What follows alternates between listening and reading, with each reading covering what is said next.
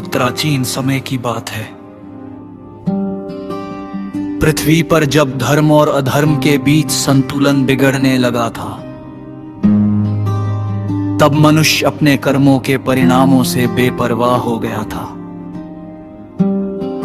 राजा अन्याय करने लगे थे, प्रजा लालच और अहंकार में डूबती जा रही थी और साधु संतों की वाणी को लोग हल्के में लेने लगे थे।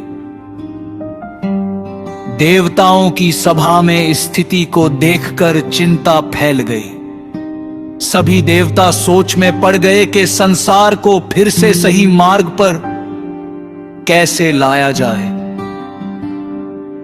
तब ब्रह्मा जी ने गंभीर स्वर में कहा कि संसार में ऐसे देव की आवश्यकता है जो मनुष्य के हर कर्म का लेखा जोखा रखे और बिना पक्षपात के न्याय करे। इस कार्य के लिए उन्होंने शनि देव का नाम लिया है। शनि देव सूर्य देव और छाया देवी के पुत्र थे। उनका स्वरूप गंभीर, शांत और तपस्वी था। उनकी दृष्टि में न क्रोध था न मोह, केवल न्याय था। वे मनुष्य के बाहरी आडंबर को नहीं बल्कि उसके भीतर बसे कर्मों को देखते थे। शनिदेव ने ब्रह्मा जी के चरणों में प्रणाम कर कहा कि वे इस दायित्व को पूरी निष्ठा से निभाएंगे, चाहे संसार उन्हें भय का कारण माने या कठोर कहे।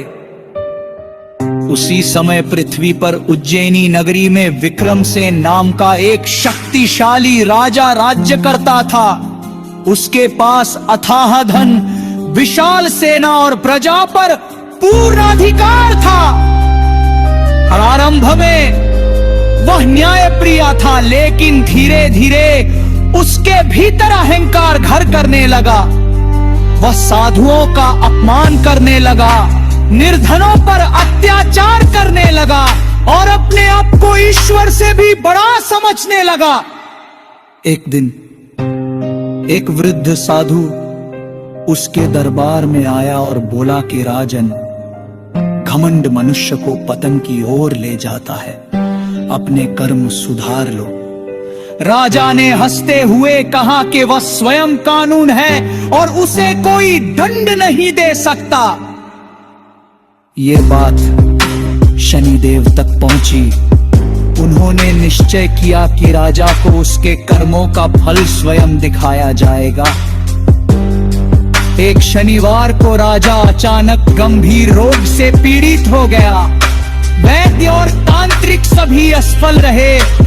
धीरे धीरे उसका धन समाप्त होने लगा।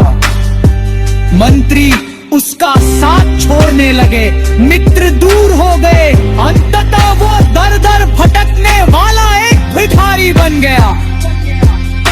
जो राजा कभी सोने के सिंहासन पर बैठता था, वो अब सड़कों पर बैठकर भीख मांगता था।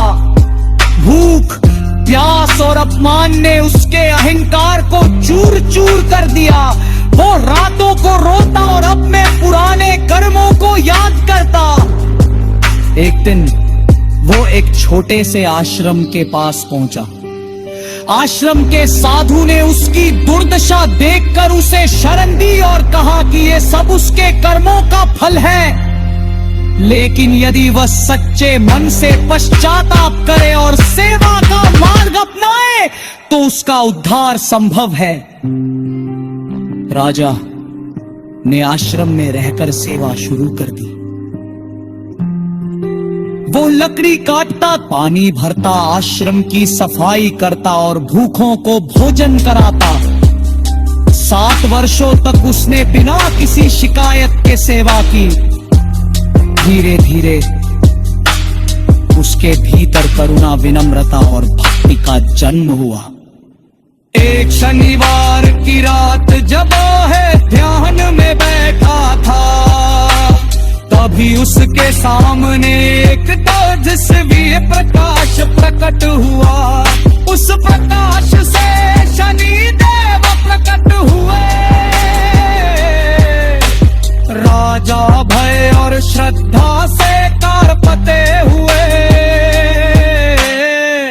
के चरणों में गिर पड़ा और बोला कि प्रभु, उसने अपने अपराध स्वीकार कर लिए हैं और अब वो कभी अहंकार नहीं करेगा। शनिदेव ने कहा कि वे दंड देने नहीं बल्कि न्याय देने आए हैं। राजा अपने कर्मों का फल भोग चुका है और अब उसका हृदय शुद्ध हो चुका है। क्षण भर में राजा का रोग समाप्त हो गया, उसे पुनः अपना राज्य प्राप्त हुआ, लेकिन अब वह पहले जैसा नहीं था।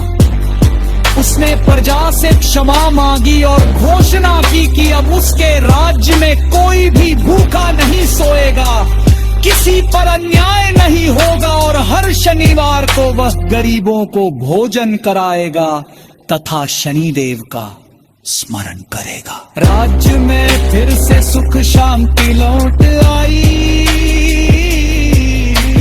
लोग समझ गए कि संसार में कोई व्यक्ति कर्मों के नियम से नहीं बच सकता, जो जैसा करता है वैसा ही उसे भोगना पड़ता है। तभी से शनिवार का दिन शनिदेव की उपासना के हार्दिक माने जाने लगा। मणियक कथो तीरी और कीरी समारी जाने लगी कि धनी कदर शक्ति क्षणिक है।